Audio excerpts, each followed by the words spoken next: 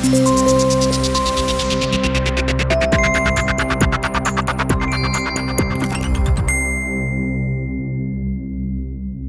growing number of senior Scottish Conservatives are in favour of holding a second independence referendum, according to a former party spin doctor.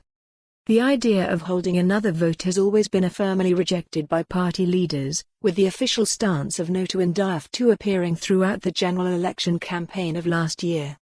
The party's new leader, Jackson Carlaw, has also said he is against holding a second referendum.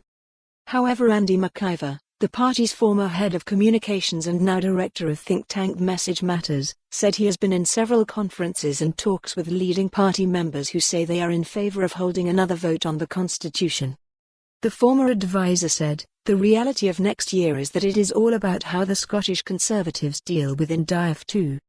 There is one camp who thinks they have to say yes to Indaft 2, and the other are saying it was once in a generation. The SNP are mucking up the country and people will realise that. I have been involved in conferences on both sides here, but there are very senior people on both sides of this and that is a problem for the Tories.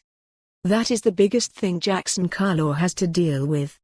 Many of the Scottish Tories have got a hope that the SNP have got policy problems, in education and so on.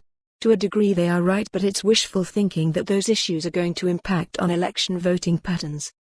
The SNP are still polling at 50% almost, so they cannot be called a government in trouble. The reality is, the SNP will want to make the next election about Indaft 2, the media will want to make it about Indaft 2, so it's going to be about Indaft 2. The Tories can go and do a school visit on a Tuesday afternoon, but the first question they get will be on Indaft 2. They need to work out what to do.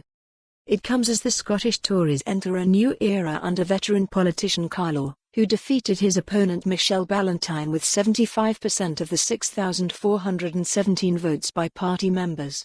Just 59% of eligible voters took part in the election.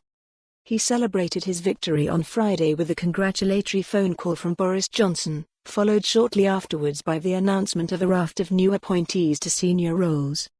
They included Glasgow MSP Annie Wells as joint deputy leader alongside North East MSP Liam Kerr, and Rachel Hamilton, MSP for Ettrick, Roxburgh, and Berwickshire, becoming joint party chairwoman with existing chairman Rab Foreman. It is believed Carlaw made the appointments to provide a greater gender balance to the party, while offering well-performing female MSPs the chance to gain more experience. Sources who spoke to the Herald on Sunday said there could be a raft of changes next week as Carlaw announces his new shadow cabinet, with Wells expected to be given a. For more on this story, visit the news article link.